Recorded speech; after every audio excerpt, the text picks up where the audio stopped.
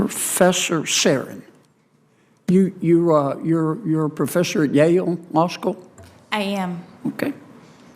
And I see you've been pretty active on Twitter. I'm looking at one of your tweets from a few months ago, October 30th, 2023. I'd like to read it to you.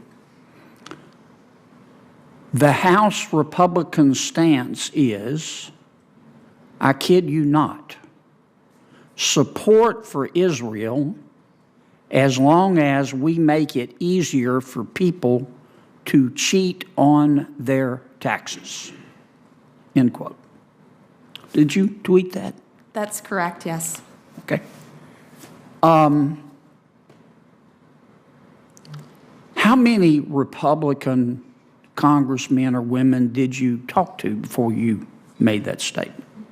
I was reacting to the fact that, and we've talked about it actually. Yes, so ma'am, far but in this. first, if you could, how many Republican congresswomen or congressmen did you talk to? I didn't talk to them. I actually was just reacting to the legislation that was proposed. You didn't talk to any of them?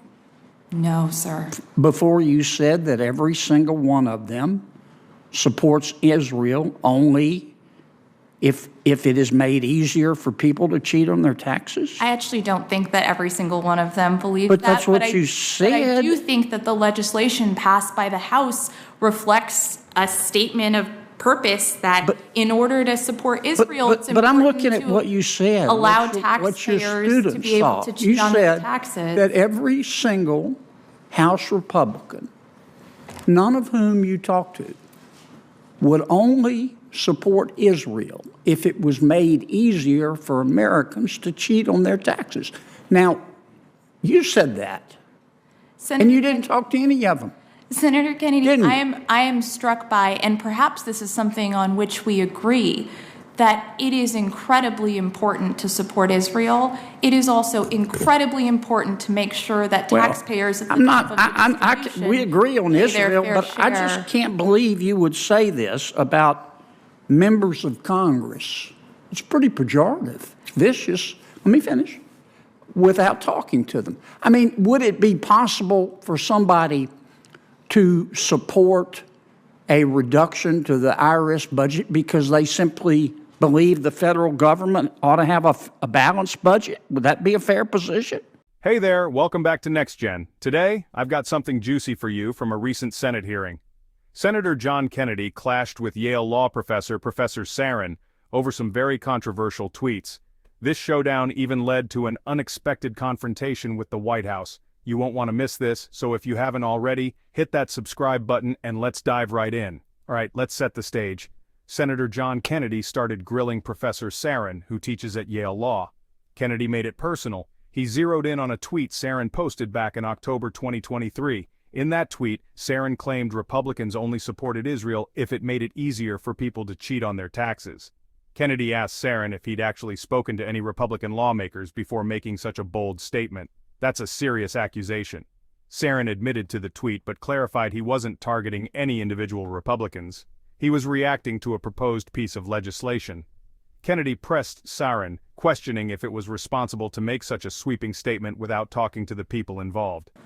In the House, supports Israel only if it has been made easier for people to cheat on their taxes. Could it be that maybe a House member thought that, well, the more money we spend, the more deficits we have, and the more deficits we have, the more pressure is put on interest rates, and the higher interest rates go, the more it hurts the poor. Could that have been the position of one of the House Republicans? Senator Kennedy, could it have been theoretically? It couldn't have been, because everyone it couldn't have been? It frankly couldn't. How do you know? You didn't talk to him. Well, I know that everyone agrees, including witnesses across the aisle, including CBO, including every single tax expert that has contemplated this question, that defunding the IRS makes deficits worse, not better.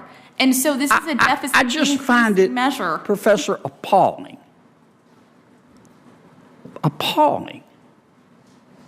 that you would make a statement like this, a vicious statement like this, without talking to a single person about whom you made the statement. And I'm going to remind you, you know, you can only be young once, but you can always be immature. And you ought to think about that. Thank you, Senator. Thank you. Let me just say that I think that the treatment of witnesses is beginning to degrade a bit here. And I'm going to strike some commentary if it continues down this road. I think personal insults to witnesses are not appropriate, and I will not be tolerant of that in this committee. Well, could I respond, Mr. Chairman? You're going to fire away. I think you just called a you're going to do what you got to do, but I'm going to continue to use my time. You bring witnesses as you're entitled to, and some of them are very good. Some of them have the credibility of Michael Avenatti, and I'm going to use my time when I think it's appropriate to test. I'm going to use my authority as chairman to test credibility, witnesses' credibility. So you do what you got to do, and I'm going to do what I got to do. Good behavior in But if that is meant to bully me, you're talking to the wrong guy. Okay. No attempt to bully you, none at all. It's to keep the witness and the committee free of bullying. I'm entitled to test their credibility, and I think one of our witnesses just got tested. I hope I passed, Senator. Thank you. You didn't. Kennedy called the tweet vicious and appalling. He implied it wasn't just an attack on policy, but also on the integrity of the lawmakers who voted for it. Kennedy suggested that maybe Republican lawmakers had other reasons for cutting the IRS budget, like thinking the IRS was inefficient or wanting to balance the federal budget. But Sarin wasn't swayed. He said cutting the IRS budget would worsen the deficit, a view backed by the Congressional Budget Office and tax experts. Kennedy found this argument lacking, insisting Sarin was ignoring other possible motivations. The committee chairman had to step in, reminding Kennedy that personal insults weren't acceptable. Kennedy defended his right to question the credibility of witnesses. It was a clash of ideals, Kennedy wanting accountability for what he saw as reckless statements, and Sarin standing by his critique of harmful legislation. So what do you think?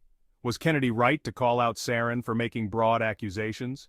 Or was Sarin justified in speaking against what he saw as harmful legislation? If you enjoyed this breakdown, make sure to subscribe to NextGen and leave your thoughts in the comments below. Thanks for watching, and I'll see you in the next one.